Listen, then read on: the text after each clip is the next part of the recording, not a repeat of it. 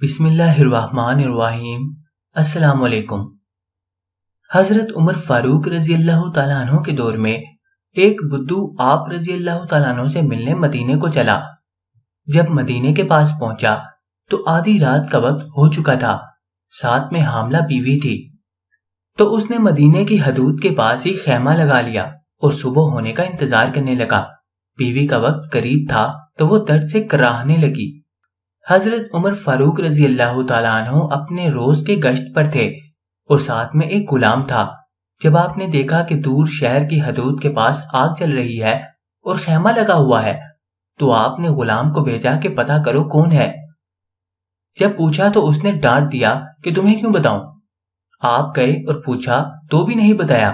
آپ نے کہا کہ اندر سے کراہنے کی آواز آتی ہے، کوئی درد سے چیخ رہا ہے، بتاؤ بات کیا ہے؟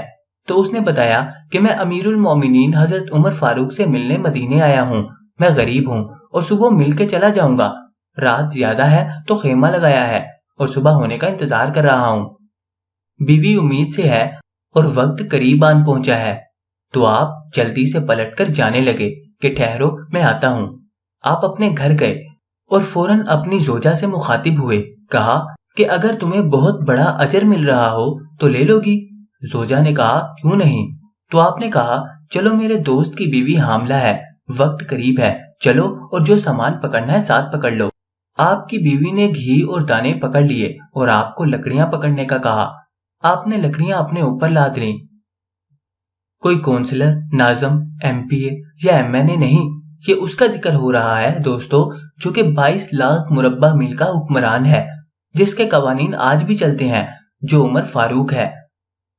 جب وہ لوگ وہاں پہنچے تو فوراً کام میں لگ گئے۔ بدو ایسے حکم چلاتا جیسے آپ شہر کے کوئی چوکی دار یا غلام ہیں۔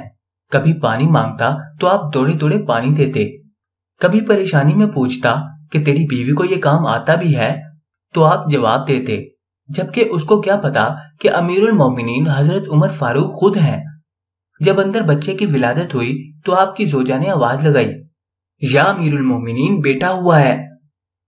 تو یا امیر المومنین کی صدا سن کر اس بدو کی تو جیسے پاؤں تلے زمین نکل گئی اور بے اختیار پوچھنے لگا، کیا آپ ہی عمر فاروق امیر المومنین ہیں؟